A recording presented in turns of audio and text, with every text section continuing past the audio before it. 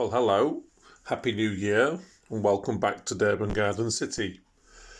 Now, today there isn't going to be any trains running because basically the bridge is still down.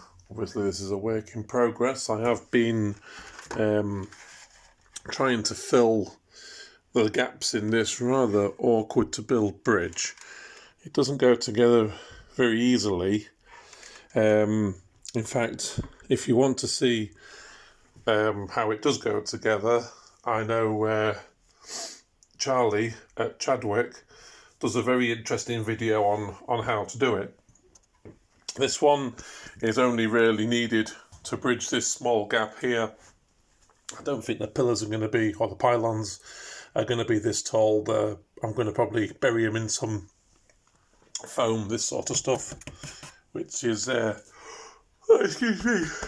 which is insulation foam, for building purposes, and I will sculpt out the valley here, which I'll put a little canal in. I may have mentioned that in other videos, but if this is the first time you're seeing this, then it brings you up to speed with what I'm doing. So what have I been doing? Well, quite a bit. We have ballast. Not all painted yet or weathered. Some of it is. Some of it's been patched up because I'm no professional. I do make mistakes.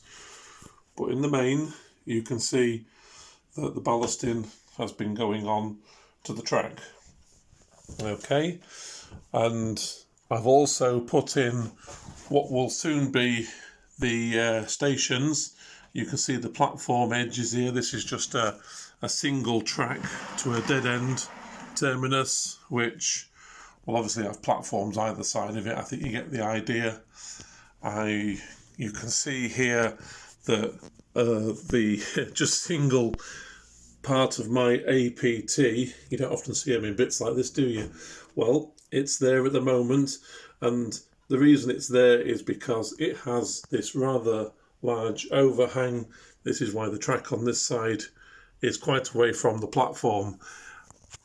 It's, in real life, I suppose, that would be a bit of an issue. You'd have quite a gap. I would imagine that train probably only ever stopped on straight platforms or of a more sweeping bend, this being quite a tight track. Obviously, because of the tight environments that we have to work in, it's going to be quite a sizable gap. But for me, it'll be blindside. Probably if I look at it from this side, you won't see the gap. If you look over the top, you can see that gap is quite big. Look how close the nose is. So I can't get any closer. But there you go. That's it. The platforms are going in hopefully next weekend. I'll pack this out with the foam, a piece of which I have somewhere, but this sort of stuff again, I'll make that up with foam. And then I've got some of this plastic York stone, which you can see I've painted and slightly weathered up. Well, that's going on to these, and that will make for my station area. Okay. You can see there's boards I'm messing around with here. These will be the boards that will eventually go over the track. They've got to be cut to size and weathered and blended in. There's some oil stains to add. There'll be the usual leaves and litter and other bits and pieces. But, since you last saw me, there's quite a fair bit been going on. So that's where we are. Oh, here you can see the gap this side as well isn't quite so bad. But again, it is what it is. All right. My good lady wife got me this for Christmas. Now, where the APT is currently standing, that'll be the building that will be on that side of the raised platform. Platform will be quite big, and in front of it will be this nice canopy. They call it the March Station canopy. Bloody expensive this was. Dearer than I thought it deserved to be, but a very nice model, and once it's in place, it should look pretty damn amazing. I have been building some models. This one will make you smile, guys. This is my Victorian open-air toilet.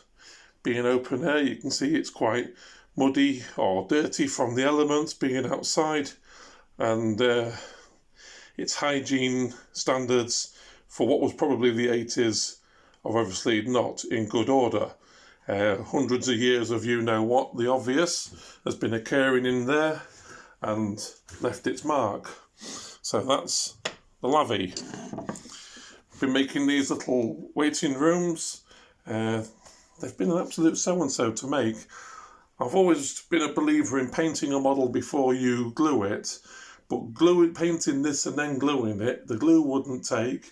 I ended up basically seeing it and using some super glue to force the issue, and I'm now having to repaint it again to do away with the glue marks. But they'll be all right. I'll get them to where I want them to be. I'm usually quite good with paints once I get going. This little thing, just another waiting room. It's actually made of laser printed balsa. I forget which kit this is, but it's just a wash of paint on there. I haven't highlighted the brick marks, and they've come out looking just the way they do. There are some benches to fit that, but for the moment I don't know where they are. Probably over there somewhere. What else have we got? Moving around here, this also came for Christmas. This little goods hut, house, whatever you call it, building. Again, in looking, copying the Topley Dale idea, I've gone for a little crane on the platform. This is yours, it's got to be painted yet. It won't even be that colour, I don't think. And there's an end piece to go in. But you can see I've got a nice little loco there. And it all sits rather nicely. And you can see where that's basically heading. So that's that direction. This, although it's precariously parked on the edge of my board at the moment, I will be extending the board out a little bit just so the signal box will sit better. I'm actually thinking this is probably the wrong signal box for this layout. It's more of a mainline sort of thing, and my Durban Garden City has found its way into the countryside. I don't know whether that would have suited, but I do like it, and I'm going to stick with it rather than putting in an old-fashioned one. I might change my mind, I don't know, it might go over the other side yet, but for the time being, it's poised to go there. What we got down this end? Obviously, all the ballasting has been done, a little bit of repair work there. I did deliberately, tried to mix up some of the colours where the edge of the line isn't being very well looked after. There is some greenery, and we move on to the scenery. Now over here, I've got a bit of a hillside going on there, which starts to break into a rocky sort of mountain almost sort of area. Now obviously that's where we're stopping for the moment, where the two portals are. This is going to come up much higher, and that'll be where the this part of the scenic stops, kind of, because obviously it goes into the what will be the fiddle yard.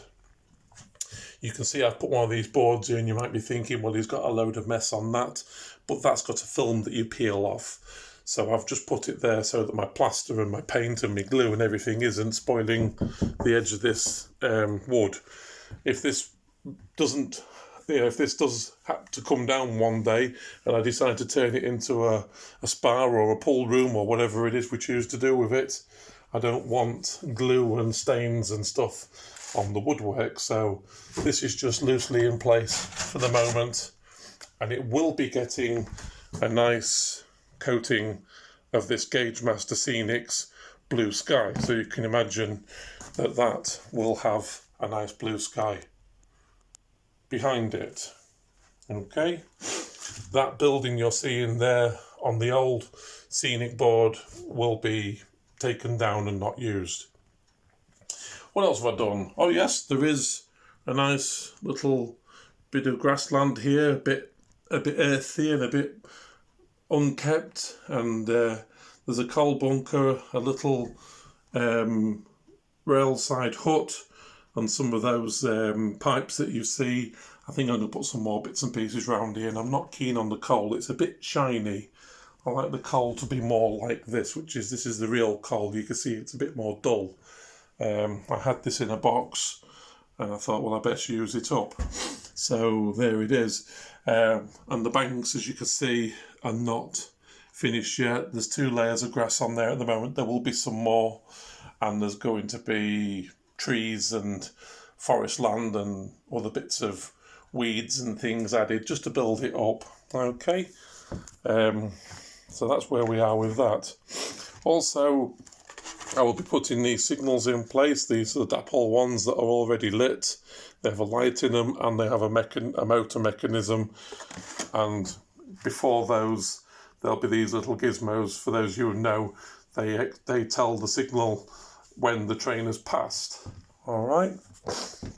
Now, I'm just going to show you this because there's a chap I serve in the Midlands, and he has been taking his railway down, and he gave me this wagon here, and basically I've changed the couplings over to the KD coupling, which I prefer, and I've given the base of the unit a bit of a weathering. Now, I haven't done the sides yet, but I have done the roof. As you can see, it's got a bit of texture to it, and it's with this sort of I don't know, maintenance train that I'm putting together, because these vans would have been old and probably not being used nowadays for what they were used for in the past.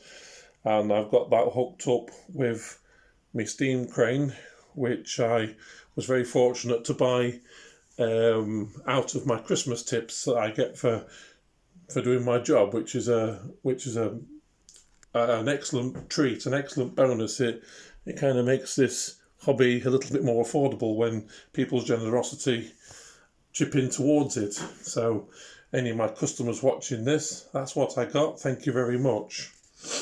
Now then, that brings me over to this. Now, this is my old crane, which I never actually used. I haven't got it on eBay, but if anyone wants to make me a reasonable offer for it, PM me or drop me a line, and I will send it in the post for a sensible offer. This, however, is on eBay. I got this from an auction room in Grimsby, and I thought at first it was probably something I would use. It's not been out of the box. It is one of 500, I think it is, they made. It's a Bachmann's. What tells you there, look, what it is. It's an anniversary thing. It's probably something I'll only stick in a drawer and never use. That is on eBay, so if anyone wants to take a look at that, and if you want to make an offer, there's a good chance I'll accept it, because I'm always grateful for added funds towards this hobby. So, what else can I tell you? Not a great deal. This lot, as you can imagine, is all under wraps, because I've been causing dust and problems in the air. But everything is under there. There's me APT with its front missing. The mallard's just hiding under there. It really is all in a bit of a sorry mess at the moment. Oh, there's a nice little diorama here, which I made some time ago. That'll find its way onto the layout. That little fire burns away as a smouldering embers. And I think that's it. That's all I can tell you.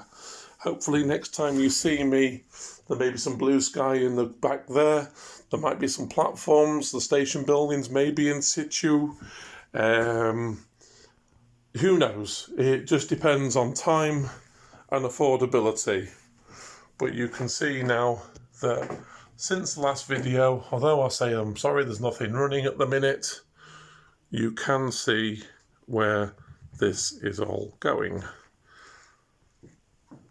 All right. And there you go. So I'm going to get off, and hopefully next time you see it, there'll be something more. All right. Hope you're all safe and well. Avoid the dreaded lurgy. Keep your models. Keep modelling. And any comments? I don't get many comments from you guys. You all take a look, but you don't say a lot. Where I can, I do always pass comment to other modelers on here. It's nice to sort of like, you know, swap ideas and ask questions and things. I'm not a professional. I take a lot of guidance from Charlie and Richard at Everard Junction, and basically anyone else who can lend a hand. So you know, be vocal, say what you've got to say, and I'll look forward to reading those comments in due course. Right, I'm out of here. Bye for now.